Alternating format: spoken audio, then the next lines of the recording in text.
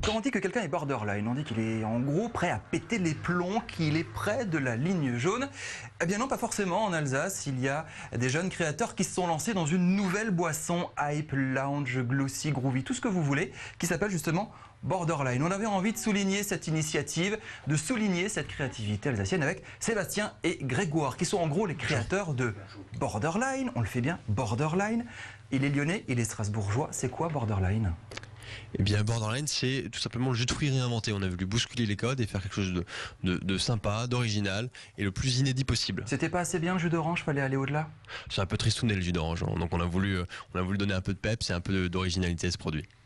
Il y a quoi dedans, dans ce truc alors? Borderline, nymphette délicieuse, goya, fraise et violette. Allez-y, moi je me... Alors celui-ci en effet c'est nymphette délicieuse, donc c'est que des fruits et l'extrait naturel de violette.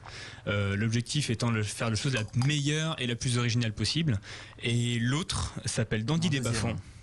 Et un mot sur les noms quand même. Dandy des Bas-Fonds et nymphette délicieuse. Vous avez pété en câble, très sérieusement. On est très borderline, un petit peu.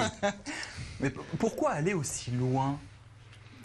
Parce que justement personne ne va aussi loin et on voulait être les premiers à aller plus loin et effectivement Nymphette délicieuse, Dandy des Bas-Fonds, c'est un univers qui n'est pas du tout axé jus de fruits. On est parti plutôt cosmétique, plutôt mode et on est parti de là pour concevoir le jus de fruits. C'est quoi l'idée? Je développe un produit marketing, j'occupe un marché de niche ou je cherche vraiment un nouveau goût, un nouveau jus de fruits et j'essaie d'étonner un peu les gens? Un peu les deux. D'un côté, on a essayé justement d'inventer quelque chose de nouveau pour étonner les gens, et en espérant créer notre nouveau segment, créer la tendance et créer le jus de fruits de demain. Ça se trouve où? Je vais au supermarché, je le trouve? Pas au supermarché. Ça se trouve ici, à Strasbourg, dans 3 points de vente, Saveur d'épices, La Tinta Café, La Petite France et Bistrot et Chocolat.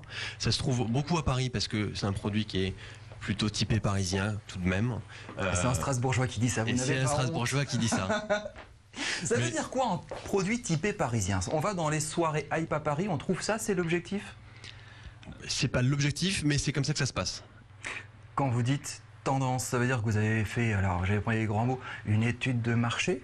Ou alors vous y connaissez par cœur en soirée branchée et vous savez ce qui manque? On n'y connaît rien à la base. On n'y connaît rien. On s'est pris au jeu, on commence à apprendre le marché, comment est-ce qu'on conçoit un jus de fruits, et on commence aussi à apprendre comment concevoir un produit tendance. 150 000 € d'investissement? C'est un peu de choses près ça, ouais. Vous êtes allé voir mamie? On est allé voir mamie. On a vendu nos voitures. On a vendu nos voitures. Voilà. On a raclé les fonds de caisse et puis on est surtout allé voir des organismes locaux qui nous ont accordé des prêts d'honneur. Donc c'est des prêts à la personne qui nous ont fait confiance à nous sur ce projet et des banques également. Alors ce que je trouve formidable, c'est un petit peu le hasard. Excusez-moi, je vais faire une petite digression. Début d'émission, on était dans un lycée. Comment on apprend le monde de l'entreprise à des petits jeunes? Et là, vous êtes deux jeunes en train de vous dire, on y allait comme ça, franco, limite avec les coronesses sur la table, et ça marche. Et ça marche, ouais. C'est ça. Et c'est la base, c'est le prérequis, hein, d'avoir les coronesses. En toute modestie, d'avoir les coronesses de quitter son boulot. Devant sa voiture. Devant sa voiture, de squatter sur un canapé à 4 pendant 6 mois. Pour sortir son produit, pour monter sa boîte, mais il n'y a pas une seule minute où on regrette notre choix. Pas une seconde, pas une seconde. Et j'aime beaucoup la transition parce que finalement, dès le début, ce qu'on a mis également dans ce projet, c'est notre aventure entrepreneuriale et notre souhait de la partager. On a une web TV, on raconte régulièrement notre aventure à d'autres étudiants. Et c'est ça qui nous émeut aussi tous les jours, c'est de pouvoir vivre l'entrepreneuriat et de le raconter.